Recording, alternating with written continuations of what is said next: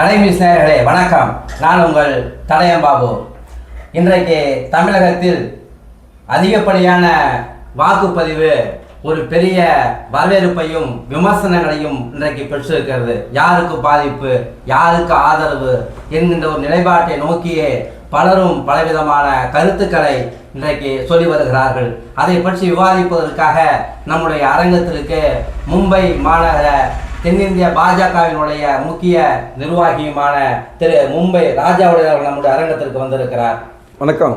அதே போல எம்ஜிஆர் அதிமுகவினுடைய முக்கிய நிர்வாகியும் முன்னாள் அமைச்சர் மூத்த அரசியல் தலைவர் திருமிகு பண்ருட்டி ராமச்சந்திரன் அவர்களுடைய தீவிர ஆதரவாளருமான திரு கே பாலகுமார் அவர்களுடைய அரங்கத்திற்கு வந்திருக்கிறார். வணக்கம்.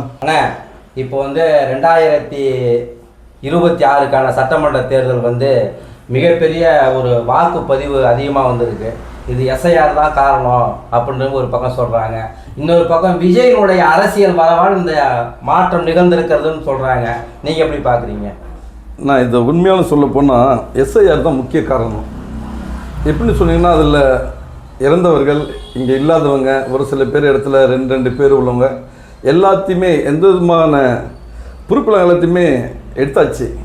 அதற்கு அடுத்து இளைஞர்களுடைய நமது உரிமை அப்படின்ற அந்த வாக்கு போடணும், அந்த ஜனநாயகத்தில் வாக்கு போடணும்னு இளைஞர்கள் ஒரு துடிப்போடு வெளியே வந்தாங்க.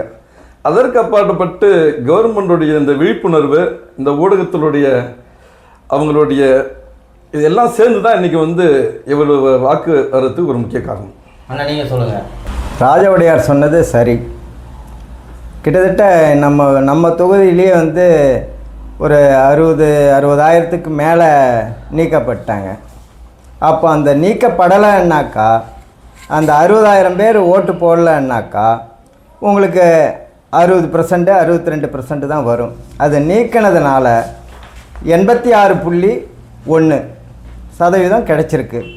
அது இல்லாத இளைஞர்கள் முக்கியமாக ஓட்டு போடணுன்னு கியூவில் நின்னாங்க. முதல்ல அவங்க ஓட்டு போட்டாங்க.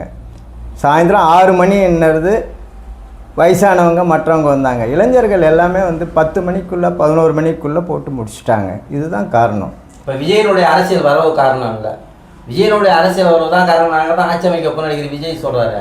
முழுசாக அதை நான் சொன்னேன். அதை நான் அரசியல் ரீதியில் சொல்லலை. பத்திரிகையாளர் ஒரு நியாயமாக பேசுகிறது அந்த நீக்கப்பட்டது ஒரு நபருக்கு 2 இடத்துல ஓட்டு இருக்கும், அதை எடுத்துட்டாங்க. செத்தவங்க ஓட்டு பூரா இருக்கும், அதை எடுத்துட்டாங்க. அதே மாதிரி வெளிநாட்டில் அந்த ஓட்டு போடணுன்னு எல்லாம் இல்லாதவங்க அவங்க பேருனா எடுத்துட்டாங்க. ஃபார்ம் ஃபுல்லப் பண்ணி கொடுக்காதவங்க எத்தனையோ பேருக்கு ஓட்டு இல்லாமல் போயிடுச்சு இந்த தாட்டி. அதனால் இருக்கப்பட்டவர்கள் ஒரு வீட்டில் 15 ஓட்டு இருக்கும். 15 ஓட்டில் 6 ஓட்டு 4 ஓட்டு போட மாட்டாங்க. அவங்க வெளியில் அங்கே இங்கேன்னு இருப்பாங்க. இப்போ 4 ஓட்டு 5 ஓட்டு நீக்கிட்டாங்க. 12 ஓட்டுன்னா 12 ஓட்டு. இன்னும் கேட்டிங்கன்னாக்கா இந்த 86.1ன்றது 92, 93, 95% வந்திருக்கணும், வரலை. ஆனால் விஜய் சொல்கிற மாதிரி புதுசாக இருக்கிறவங்க பூரா வந்தது உண்மை. அதில் எல்லாமே முழுசுன்னு சொல்ல முடியாது. விஜய் சொன்ன மாதிரி புது ஆட்கள் ஓட்டு போட்டாங்களோசரம் எல்லாமே இதனாலன்னு சொல்ல முடியாது. இப்போ இந்த ஓட்டு செய்வது அதிகம் விஜய் காரணம் இல்லை, விஜய் காரணம் இல்லைன்னு சொல்ல முடியாது. ஏன்னா விஜய் ரசிகர் எல்லாம் இளைஞர்கள் தான்.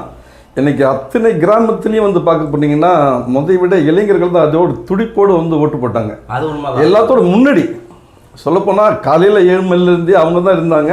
2வது வருகின்ற வாக்காளர்கிட்ட கூட இந்த எல்லாம் சிறு வயசு பசங்க எல்லாமே என்ன செய்வாங்கன்னா, இந்த அக்கா அவங்க கால் தொட்டு கும்பிட்றாங்க, அம்மா அவங்க கால் தொட்டு கும்பிட்றேன் அப்படின்னு சொல்லியே எல்லாத்தையுமே பேரப்பிலேருந்து எல்லாமே விஜய் ரசிகர்கள் இளைஞர்கள் தான்.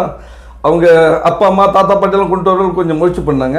அதற்கு அப்பாற்பட்டு உண்மையை சொல்லணும்னா election commission, national election commission தன்னிச்சை செயல்படுது. அது எவ்வளோ சாலையில், போக்குவரத்து இடத்துல, பல ரயில்வே ஸ்டேஷனில் எவ்வளோ அவங்க கவனம் செலுத்தினாங்களோ, அந்த கிராம பகுதியில் எலெக்ஷனுக்கு முதல் நாளோ அதுக்கு முந்தின நாளோ கவனம் செலுத்தியிருந்தா பணப்பட்டு விட நினைச்சதை விட ஆளுங்கட்சி அதிகம் செஞ்சதுங்கிறது உண்மை. பணம் கை நீட்டி வாங்கிவிட்டோமே அப்படின்னு சில பாமர மக்களோ சரி, படித்தவங்களோ எல்லாமே 99% எல்லாமே பணம் ஒரு இடத்த மட்டும் இல்லை, 2 கட்சி 3 கட்சியில் கூட காசு வாங்கிட்டு அந்த வாங்கின காசுக்காவது நம்ம போய் ஓட்டு போடணுங்கிறது வந்தது ஒரு சில பேர். அதையும் நம்ம இந்த இடத்த மறக்க முடியாத சூழ்நிலை. கை நீட்டி பணம் வாங்கிட்டோமே, அதனால போய் ஓட்டு போடணும், அதுவும் ஒரு முக்கிய காரணம். சரி, இந்த வாக்குப்பதிவு சதவீதம் அதிகம் என்பது திமுகவுக்கு சாதகமா அதிமுகவுக்கு சாதகமா? எப்பயுமே நம்ம இதுவரையும் எனக்கு ஒரு அரசியலில் ஒரு 30-35 வருஷம் அனுபவம். நான் பார்த்த வரலையும் எப்போ வாக்கு சதவீதம் அதிகரிக்குதோ அது வந்து ஆளுங்கட்சிக்கு தான் பாதகமாக இருக்கும். ஏன்னா ஆளுங்கட்சி வந்து 100% அவங்க நினச்சத மக்களுடைய திருப்திப்படுத்த முடியாது எந்த கட்சி வந்தாலும். அதனால் வந்து மக்கள் வந்து ஆளுங்கட்சி மேலே கோவப்படுவாங்க. அது ரெண்டாவது, தமிழகத்தை பொறுத்த வரையுமே வந்து இந்த கட்சி ஒரு ஆட்சி செய்யுதாங்கிறதுக்கே ஒரு அறிகுறி கிடையாது.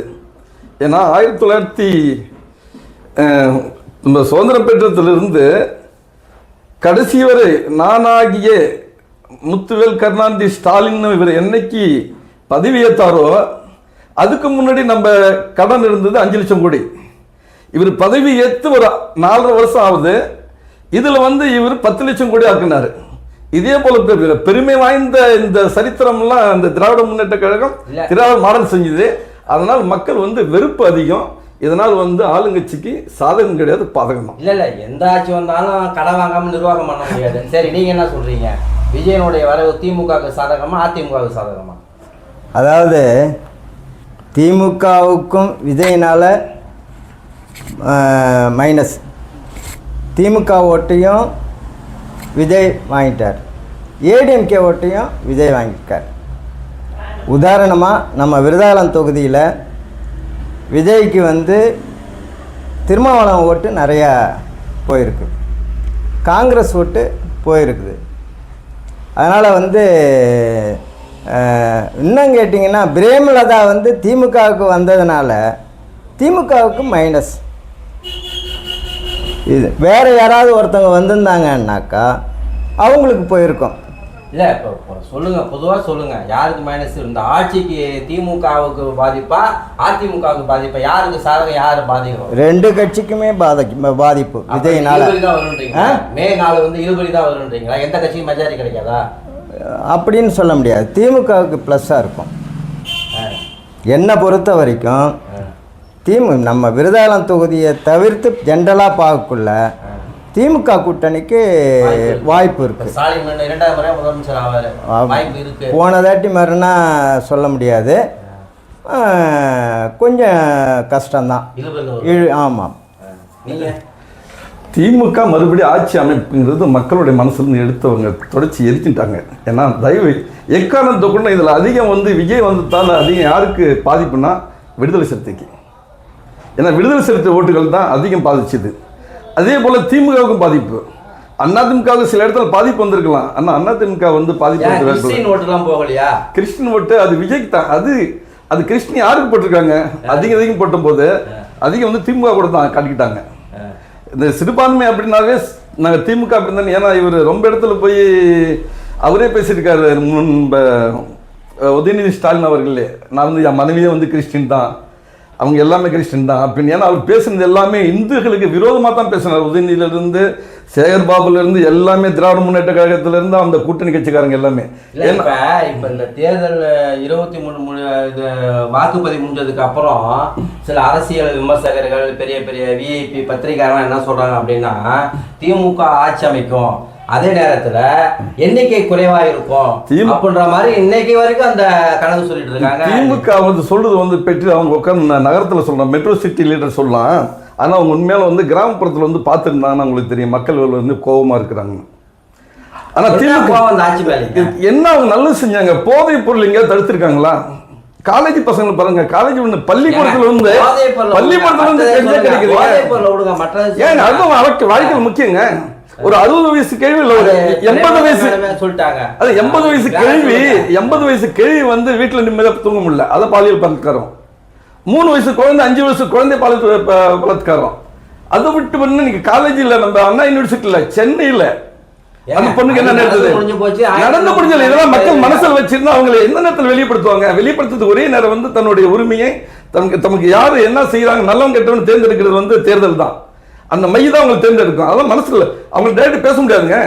பேசினா திமுககாரன் வந்து அடிப்பான், கூட்டணிக்காரன் அடிப்பான். ஆனா இந்த நேரத்தில் அவங்களுடைய வெறுப்பையும் விருப்பத்தையும் அவங்க தெரியப்படுத்த முடியும். அதனால வந்து திமுகவுக்கு பெரிய பின்னடைவு. ஆட்சி அமைக்கிறது வந்து எடப்பாடியார் தான் ஆட்சி அமைக்காங்கிறது என்னுடைய கருத்து. நீங்க என்ன சொல்றீங்க? அதாவது ராஜ உடையார் சொல்கிறது சரி, ஆனால் அந்த ஓட்டு வந்து அதிமுகவுக்கு போகலை, அந்த ஓட்டு விஜய்க்கு போயிடுச்சு. எந்த ஓட்டு? இப்போ திமுகவுக்கு எதிர்ப்பான ஓட்டு பூரா அதிமுகவுக்கு போல.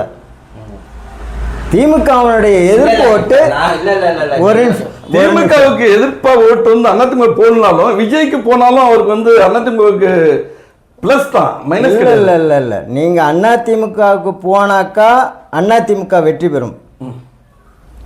திமுக ஓட்டு அப்படியே அதிமுக எதிர்ப்பு இவங்களுக்கு போட்டவங்க அப்படியே அதிமுகவுக்கு போட்டால் அதிமுக வெற்றி பெறும். 2000 ஓட்டில் ஜெயித்தாங்க, 1500 ஓட்டில் ஜெயித்தாங்க, அல்லது 500 ஓட்டில் ஜெயித்தாங்கன்னு வரும். ஆனால் அந்த ஓட்டு விஜய்க்கு போனதுனால அவங்களுக்கு கணிசமான ஓட்டு. நீங்கள் விருதாலயத்திலேயே என்னுடைய கணக்கு தேர்தலுக்கு முன்னாடி வந்து அவங்க 25லேருந்து 30 வரைக்கும் வாங்குவாங்க. கூட்டணியில இருந்தோம் பிரேமலதா போன்றவங்க உண்மையாலுமே பிரேமலதா வந்து நம்ம உண்மையாலுமே அவங்கள ஒரு அரசியல்வாதியே இல்லையோ அவங்களை நம்ம பாராட்டணும். காரணம் என்னங்கன்னா அவங்க ஸ்டேஜிலேயே திமுக கூட்டணியுடைய மேடையிலே சொன்னாங்க, அண்ணன் வந்து 2 விதத்தில் பெரிய தவறு நடந்து போச்சு. ஒன்று வந்து பாலியல் குற்றம் செஞ்சவங்களை அதை காப்பாற்ற முடியல, பெண்களை காப்பாற்ற முடியல. 2வது போதைகளுக்கு வந்து தமிழகம் வந்து அடிமையாயிடுச்சு. இதே போல தான் அவங்களுடைய ஆட்சியை வச்சு சொல்கிறதுக்கு இப்படி சொல்லும்போது கூட்டணி கட்சியில் ஒரு தலைவி சொல்லும்போது எப்படி மக்கள் வந்து மனசுல புரிஞ்சுக்க முடியாத தன்மையில இருக்காங்க. எடப்பாடி நன்றி சொல்றாரு பிரேமலதா. அதனால வந்து எடப்பாடி நன்றி சொல்றது மட்டும் கிடையாது, பிரேமலதாவுக்கு ஒரு 200 கோடி கொண்டு போய் கொடுக்கலாம். அதே மாதிரி விஜய் வந்து 500 கோடி கொண்டு போய் அவங்களுக்கு தேவையா அதாங்க. ஏங்க நீங்க வந்து அவங்கள வந்து அவங்க பொழப்புல மண்ணு வாரி போடாதீங்க. அதனால வந்து அவங்க செஞ்சிருக்கிறது எடப்பாடிக்கும் விஜய்க்கும் நன்மை செஞ்சுருக்கிறாங்க. ஆனால் அதே சமயத்தில் திமுகவினுடைய எதிர்ப்பு ஓட்டு அனைத்தும் அதிமுகவுக்கு போயிருந்ததுன்னா அதிமுகவுக்கு ப்ளஸ். ஆனால் அந்த ஓட்டு அனைத்தும் விஜய்க்கு போயிடுச்சு. எல்லாமே போயிடுச்சு. வாய்ப்பு அதெல்லாம் எல்லாம் போல. திமுகவினுடைய எதிர்ப்பு ஓட்டு பூரா விஜய்க்கு போயிடுச்சு. நீங்கள் தேர்தல் வந்து முடிவு வந்த உடனே நான் சொன்னது சரியா இல்லையான்னு நீங்கள் கேட்டுங்க. ஏன்னா இதுக்கு முன்னாடி கூட நான் உங்கள்கிட்ட ஆர்குமெண்ட் பண்ணியிருப்பேன். அன்னைக்கு 1 வருஷத்துக்கு முன்னாடியே உங்கள்கிட்ட சொல்லியிருப்பேன் எது அடுத்தது வரணும். திமுக கூட்டணி தான் வரும், பலமான கூட்டணி. அவங்க அடிபட்டு மழையில் நனைஞ்சி புயலில் அடிபட்டு திமுக கூட்டணியில் வந்திருக்காங்க. ஆனால் அவங்க சீட்டை அதிகமாக கேட்பாங்க, இந்த கூட்டணியை விட்டு போக மாட்டாங்க அப்படின்னு சொன்னேன். அதே மாதிரி அவங்க தான் ஜெயிப்பாங்கன்னு சொன்னேன். ஆனால் பிரேமலதாவை ஸ்டாலின் அவசரப்பட்டு அந்த கூட்டணியில் சேர்த்துட்டார். இல்லைன்னா திருமாவளவன் இன்னும் ஒரு 40-50% வேகமாக திமுகவுக்கு ஓட்டு கேட்டிருப்பார். கம்யூனிஸ்ட் வேகமாக சேர்த்து கொடுத்துருப்பாங்க. ஆமாம், நல்லா வந்து இன்னும் 30% 40% உழைச்சிருப்பாங்க. கம்யூனிஸ்ட் உழைச்சிருப்பாங்க. ஒரே ஒரு நிமிஷம். கம்யூனிஸ்ட் உழைச்சிருப்பாங்க, காங்கிரஸ் உழைச்சிருப்பாங்க. இப்போ காங்கிரஸ் ஓட்டுனா வந்து இங்கே விருதாலயத்தில் பார்த்தீங்கன்னாக்கா மாம்பழத்துக்கு விழுந்திருக்கு, காங்கிரஸ் வந்து இவருக்கு விஜய்க்கு விழுந்திருக்கு. அந்த ஓட்டு பூரா திமுகவுக்கு போயிருக்கோம். எப்படி இருந்தாலும் திமுக ஓட்டு வந்து விஜய்க்கு போனதால அனைத்து இந்திய அண்ணா திராவிட முன்னேற்ற கழகம் தேசிய ஜனநாயக கூட்டணிக்கு தான் பலன் வந்து, அது திமுகவுக்கு பலன் கிடையாது. ஏன்னா திமுக வந்து மக்கள் வந்து ரொம்ப வெறுப்போடு இருக்காங்க. ஏன்னா நான் வந்து திருச்சி, லால்குடி, சென்னை, பல்லாவரம் பல பகுதிகளில் போயிட்டு வந்த பிறகு என்னுடைய கருத்து கணிப்பு என்னன்னா திமுகவுக்கு இதில் பெரிய அடி விழும். அவங்க நம்பி இருந்தது வந்து இன்னொன்று என்னன்னா விடுதலை சிறுத்தை ஓட்டு தான் நம்பி திமுக இருந்தது. அதிகம் வந்து நம்பி இருந்து விடுதலை சிறுத்தை. ஏன்னா தலைவர் திருமாவளவனுக்கு வந்து அவர்களுடைய சமுதாய மக்கள் ஒன் சைடாக ஓட்டு போட்டுறது வந்து பழக்கம். ஆனால் இந்த நேரத்தில் அவங்களால கட்டுப்படுத்த முடியல. அவங்க சமுதாய மக்களையோ அவங்க இளைஞர்களையோ வந்து அவங்களால கட்டுப்படுத்த முடியல. எல்லாமே வந்து விசில் விளையாண்டுடுச்சு. அது வந்து யாருக்கு பாதிப்பு? திமுக தான் பாதிப்பு. அண்ணா திமுகவுக்கு பலன் கொடுக்கும். இல்ல ரெண்டாவது விசிகாக்கு உரிய பிரதிநிதித்துவம் அவங்க தலை திமுக கூட்டணியில் பிரேமலதாவை சேர்த்தது போல 2-3 சீட்டு விடுதலை சேர்த்து கொடுத்துருக்கலாம், ஒரு 2 சீட்டு மதிமுக கம்யூனிஸ்ட் கட்சி கொடுத்தாலும் இன்னும் நல்லா செயல்பட அதிகமாக இருந்திருக்கும், தேர்தல் பிரச்சாரம் நல்லா பண்ணியிருப்பாங்கன்ற மாதிரியும் கட்சிக்காரங்க சொல்லிங்க. இப்போ பொதுமக்கள் மத்தியிலே பேசிக்கிறாங்க, இவருக்காக 8 சீட்டு கொடுத்தாங்க 10 சீட்டு கொடுத்தாங்க, பேசாது விசியா கொடுத்துட்டு போகலாம், மதிமுக கம்யூனிஸ்ட் 2 சீட்டு கொடுத்துருக்காங்க. இன்னொன்னுங்க, தேசிய ஜனநாயக பற்றி பேசல, பொதுவா பேசுறேன். விடுதலை சிறுத்தைகள் ஒரு சீட்டு கொடுக்கணும்னாலும் அவங்க பக்கம் தான் இருக்கிறது அவர் தான் சொல்றாருங்க. எனக்கு சீட்டு கொடுக்காத கோபமா இல்ல கொள்கை வேற, அது வேற ஏத்துக்க மாட்டோம், ஏதாவது திமுக இருப்போம்னு சொல்லிட்டாங்க. அப்படி இருக்கும், நீங்க சீட்டை கொடுக்கணும்னா கூட அவங்க கூட தான் இருப்பாங்க. அதனால வந்து மக்கள் கிடையாது. அவருக்கு கிடைக்க வேண்டிய ஓட்டு முதல்ல எதிர்பார்த்ததோ இனிமேல் வந்து விடுதலை சிறுத்தை கிடைக்க வேண்டிய ஓட்டு அவங்க கோட்டையில் ஒரு ஓட்டை விழுந்துருச்சு. விடுதலை சிறுத்தைக்கு வந்து கிடைக்க வேண்டிய ஓட்டு இனிமேல் அதே போல் தக்க வைக்க முடியாது. அது வந்து விஜய்க்கு போயிடுச்சு, அதான் உண்மை. அதனால் அனைத்து இந்திய அண்ணா திராவிட முன்னேற்ற கழகம் ஆட்சி அமைக்கிறதுல என்ன கொஞ்சம் பார்டர் கேஸ் ஒரு கட்டுக்கட்டாக வருவாங்க, ஒரு 3500 4000 5000 1500 ஜெயிச்சாங்கன்னா. ஆனால் ஆட்சி அமைக்கிறது தேசிய ஜனநாயக கூட்டணி தான் ஆட்சி அமைக்கும் எங்க தமிழகத்தில். அதில் எந்த விதமான வேறுபாடும் கிடையாது. ஏன்னா நீங்கள் செஞ்ச குறும்புலாம் எக்கச்சக்கம். இந்துக்கள் எவ்வளவு துன்புறுத்தினாங்க, எவ்வளவுங்க. திருப்பரங்குன்றத்தில் விலைக்கேற்றக்கூடாது, அது வந்து அது ஒரு மதத்தை வந்து நீங்கள் சொல்லுவாங்களே 2 கண்ணுக்கு வந்து ஒரு சுண்ணாம்பு எனக்கு வந்து நெய் வாத்துறது போல இந்து மக்கள் வந்து எவ்வளோ துன்புறுத்தினாங்க, மரியாதை கொடுத்தாங்களா? அதெல்லாம் இந்த இந்து மக்கள் வந்து இன்னைக்கு என்ன செஞ்சுருப்பாங்க, மனசில் தானே வச்சுருப்பாங்க. உன் கட்சியில் இருக்கிறவங்க ஒன்று ஓட்டு போட மாட்டான். ஐயப்ப மாலைக்கு போட்டு போடுறவன் வந்து சாமிகள்னு சொல்லுவானா? சமயபுரத்துக்கு நடைக்கு பேர் கும்பிடுறவன் சாமிகள்னு சொல்லுவானா? திருப்பரங்குன்ற முருகன் போய் சாமி கும்பிட்றவன் வந்து சாமிகள்னு சொல்லுவானா? அந்த நினைக்க மாட்டானா? மனசாட்சி உறுத்தும்ல. இந்த ஆட்சி வந்து நமக்கு என்ன செஞ்சதுன்னு எவ்வளவு கேவலமா நடந்துக்கிட்டீங்க. தேவையில்லாம பல கோடி ரூபாய் திருப்பரங்குன்றத்துக்காக நீங்க செஞ்சது வந்து திராவிட முன்னேற்ற கழகம் எவ்வளவு கோரிட்டுக்காக செலவு பண்ணிருக்கு. சாமியை விடுங்க சார், சாமியை தாண்டி திமுக தொண்டருங்க, திமுக நிர்வாகி இருக்கா, தலைமை மூலம் ஏங்க இந்துக்களுக்கு எதிரே திமுக பெரிய மாற்றம் வந்துருக்குமே தமிழ்நாடு. திமுக கட்சிக்காரன் மட்டும் ஓட்டு போட்டாங்க, இந்து மக்கள் எல்லாம் ஓட்டு போட்டதான் ஒன்று ஜெயிக்க முடியும். அவன் இந்த நேரத்தில் மனசுல வச்சிருந்து குத்துன ஒரே குத்து வந்து அது கட்ட விரலால மையால குத்துன ஒரே குத்து திராவிட கழகம் வீட்டுக்கு போக வேண்டியதான், வேற வழி இல்லை. இன்னைக்கு தமிழ்நாட்டை பொறுத்த வரைக்கும் மத சார்பற்றது. யாரும் வந்து இன்றைக்கி போய் எந்த மதத்தை சொல்லிகிட்டு இருந்தாலும் சரியாக வராது. அவங்கவுங்களுக்கு ஒரு கொள்கை கோட்பாடுன்றது தான் வந்து தமிழ்நாட்டில். அதே சமயத்தில் திமுகவினுடைய கூட்டணியில் உள்ளவங்க வந்து நீர் பூத்த நெருப்பு இருக்கும், மேலே சாம்பல் இருக்கும். சாம்பல் நினச்சி நெருப்பு இல்லைன்னு சொல்ல முடியாது. கூட்டணியில் இருக்கிறவங்க அத்தனை பேரும் ரொம்ப வெக்ஸாக இருக்காங்க. இந்த கூட்டணி தேர்தலுக்கு பின்னாடி நிலைச்சி நிற்குமா இல்லையான்றது சொல்ல முடியாது. அது வந்து ஸ்டாலினே வந்து அவர் தலையில் மண்ணவாரி போட்டுக்கிட்ட மாதிரி முடிவு. நல்லா இருந்த கூட்டணியை வந்து பிரேமலதாவை கூட்டு 10 சீட்டு ஒரு ராஜ்யசபா. இவங்க இன்னும் கேட்டிங்கன்னா கம்யூனிஸ்ட்னா பாரம்பரிய இது, வைகோ பாரம்பரியம் மிக்கவர், காங்கிரஸ் பாரம்பரியம் மிக்கவர். அவங்களனா வந்து 15 நாள் 10 நாள் 20 நாள்னு இழுத்து 1வது கட்டம் 2வது கட்டம் 3வது கட்டம். அவங்க 10 நிமிஷத்தில் பேசி முடிச்சுட்டாங்க. 10 சீட்டு இத்தனை கோடி ராஜ்யசபான்னுட்டாங்க. அப்போ இவங்கன்னா வந்து அரசியலில் சீனியர். அந்த அம்மா சீனியரா, நாங்கள் சீனியரா? விஜயகாந்திற்குள்ளே 10% வாங்கியிருப்பார். இன்றைக்கி 1% வாங்குறவங்க 1.5% வாங்கினவங்களுக்கு இத்தனை பேரானு யாராக இருந்தாலும் அவங்களே கேட்டுக்கலன்னாலும் அவங்க தொண்டர்கள் வந்து அவங்கள வந்து நோக அடிச்சிருப்பாங்க. அப்படியே விடுங்க, அவங்க பொண்டாட்டியாவது ஏன் இவ்வளோ தூரம் கஷ்டப்பட்டுருக்க போயிருக்க வந்திருக்க அந்த அம்மாவுக்கு கொடுத்துக்கிற முக்கியத்தில் பாதி கூட உங்களுக்கு கொடுக்கலன்னு சொல்லக்குள்ள மனசு படுக்குள்ளே தூக்கம் வராது. அதுதான் ஸ்டாலின் செஞ்ச தப்பு. ஒரு நிமிஷம் இந்த கூட்டணி நிலைக்காது. அதே சமயத்தில் ராஜவடையார் சொல்கிறதுனா சரின்னு எடுத்துக்கிட்டால் கூட, ஆனால் தமிழ்நாட்டில் ஆட்சி அமைக்க போகிறது திமுக தான். எந்த விதத்திலையும் அதிமுக ஆட்சி அமைக்காது. ஆனால் அதிமுகவுக்கும் விஜய்க்கும் போட்டியாக இருக்கும். திமுக ஆட்சி அமைக்கும், அதிமுகவுக்கும் விஜய்க்கும் போட்டியாக இருக்கும். சில இடத்துல விஜயை ரெண்டாவது இடத்துல வருவார். வந்து தமிழக வெற்றி கழகத்தினுடைய வரவால், விஜயனுடைய வரவால் இந்த வாக்குப்பதிவு அதிகம் என்பது திமுக சாதகமாக பாதகமான ஒரு பகை இருந்தாலும் கூட விஜய் வந்து ரொம்ப அதிகபட்சமாக போய் தமிழக வெற்றி கழகம் இல்லை, நான் சொல்லிடுறேன், வெற்றி கழகம் போயிட்டு நாங்கள் தான் ஆட்சி அமைப்போன்னு லிஸ்டே விட்டாங்க சார், யார் யாருக்கு எந்தெந்த இலாக்கா அப்படின்னு போட்டு லிஸ்டே விட்டாங்க சார். பெரம்பூர்ல விஜய் வந்து உள்துறை அமைச்சரா, கண்ணன் செங்கோட்டை வந்து பொதுப்பணித்துறை அமைச்சரா, ஆதவர்ஜனா வந்து செய்தி விளம்பரத்துறை அமைச்சரா, ஆனந்த் புஷ்கானந்த் வந்து போக்குவரத்துறை அமைச்சரா. என்ன சார் அதான் சொல்றீங்க சார், தமிழக வெற்றி கழகம் போட்டு நீ வாட்ஸ்அப்ல ஓடிட்டு இருக்கு. அதாங்க சொல்றீங்களா, இவங்க புதுசா வந்து விஜய் அதிகாரப்பூர்வமா இருந்துச்சா, எத்தனை சீட்டு வரும் இது மக்கள் சேவையில் மக்கள் வெற்றி தமிழக வெற்றி கழகம் போட்டு வந்திருக்கிறாங்க. அது அந்த மாதிரி விஜய் நாலேஜோட வந்திருக்காது, வர வாய்ப்பு இல்ல. விஜய் ஆமா, அவரை வச்சு வேற யாராவது விளையாடுவாங்க சார். டிவிக்கு அதிகரிகம் வந்து 2 இல்லைன்னா 3 இடத்த விட வர வாய்ப்பு இல்லைங்க. அது வந்து அது விஜய் வந்து பெரம்பலூர் வருவாங்க டவுட்டு, ஆனால் வந்து திருச்சியில் தான் வர வாய்ப்பு இருக்கு. ஏன்னா அவர் நின்னதே வந்து கிறிஸ்டியன் மிஷினரியை நம்பி தான் நின்னாரு. பெரம்பூரில் கூட ரொம்ப இழுப்பறியா இருக்கும், வர வாய்ப்பு இல்லை.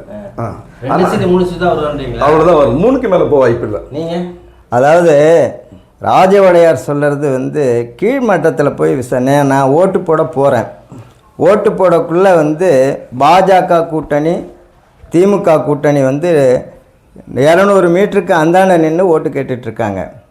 ஆனால் விஜயனுடைய ஆட்கள் அவங்க துண்டு கிண்டு போடல, அவங்க கட்சிக்கு சம்மந்தமே இல்லாத ஒரு லேடி அவங்க அம்மாட்ட நீ வந்து விஜய்க்கு விசிலுக்கு ஓட்டு போடலன்னா நான் ஹாஸ்டலுக்கு போக மாட்டேன். ஆனால் அந்த அம்மாவிட்ட நான் வந்து அது வந்து சூரியனுக்கு போடுறவங்க, நான் வந்து அம்மா டாக்டர் அம்மா நம்ம ஒரு தமிழரசி அவங்களுக்கு போடுமாண்ணா, ஆனால் நான் போட்டுறேன், இது வரைக்கும் நீங்கள் சொல்ல மாட்டீங்க, கேட்டீங்க நான் போட்டுறேன்னு. அந்த அம்மாவை அந்த பொண்ணு கேன்வாசிங் பண்ணி இது பண்ணுது. நான் போனதும் அண்ணன் வந்துட்டார். நான் சொன்னேன் ஏமான்னு, இல்லை அங்கிள் நீங்கள் இந்த ஒரு தாட்டி வந்து விசிலுக்கு போட்டிருக்கேன். சரி, நான் எல்லாம் சொல்ல, இந்த ஒரு தாட்டி நீ மாம்பழத்துக்கு போட்டுரு, அடுத்தது உனக்கு நான் விசிலுக்கு போடுறேன் டீலிங் அப்படின்னு ஒரு பாடு. ஏம்மா நீ போய் போட்டோமான்னு சொல்லிவிட்டு அப்புறம் இந்த பொண்ணை அனுப்பிச்சேன். நீங்கள் வந்து துண்டு போட்டுக்கிட்டு போயிட்டு வரலாம் இல்லை, அந்த நின்ன இடத்துல பின்னாடி முன்னாடி அந்த அவங்க பணங்கனா வாங்கலை போகல, அதை பற்றி ஒன்றும் அதுங்க கவலை இல்லை, எல்லாம் வந்து சொந்த பணத்தை செலவு பண்ணிக்கிட்டு. ஆமாம், ஒரு காலத்தில் வந்து விடுதலை புலிகிட்ட வந்து உயிரை கொடுக்கறதுக்கு தயாருன்ன மாதிரி, ஒரு காலத்தில் பாட்டாளி மக்கள் கட்சி ராமதாஸுக்கிட்ட உயிரை கூட சுடுறான்னு கொடுக்கறது மாதிரி இன்னைக்கு விஜய்கிட்ட வந்து அந்த சில லேடிங்க தொண்டர்கள் வந்து பசங்க இருக்காங்க, அதை வந்து யாரும் மறக்க முடியாது. ஆனால் கணிசமான வந்து இடத்துல கைப்பற்றுவாங்க, ஆட்சி பிடிக்க மாட்டாங்க, கணிசமான இடத்துல அவங்க வெற்றி பெறுவாங்க. இல்ல வெற்றி பெற வாய்ப்புல கணிசமான ஓட்டு கிடைக்கும், ஒரு ஓட்டு கிடைக்கும், கணிசமான இடம் கிடைக்கும், சீட்டை கைப்பற்றுவாங்க பல. ஆனால் திமுக தான் ஆட்சி அமைப்பாங்க. எல்லாம் சொல்றத பார்த்தாலே வந்து விஜய் வந்து ஒரு 5 to 17% வாக்கு தான் வாங்குவார், யாரும் ஜெயிக்க மாட்டாங்க. ஜெயிக்கிறது வந்து வாய்ப்பு இல்லை, என்னுடைய கருத்து பிரகாரம் ஜெயிக்கிறதுக்கு வாய்ப்பு இல்லை. ஆனா வந்து வாக்கு வந்து குறைஞ்சி 10% ஒரு 12-13% வரையும் வாங்குறதுக்கு வாய்ப்பு இருக்கு. சதவீதம். சரி, ரொம்ப நன்றிண்ணா, உங்கள் பொன்னான நேரத்தை ஒதுக்கி நம்மளுடைய வாக்குப்பதிவு மற்றும் சில அரசு நிகழ்வுகளை குறித்து விரிவாக பேசுவதற்கு ரொம்ப நன்றி. நன்றி.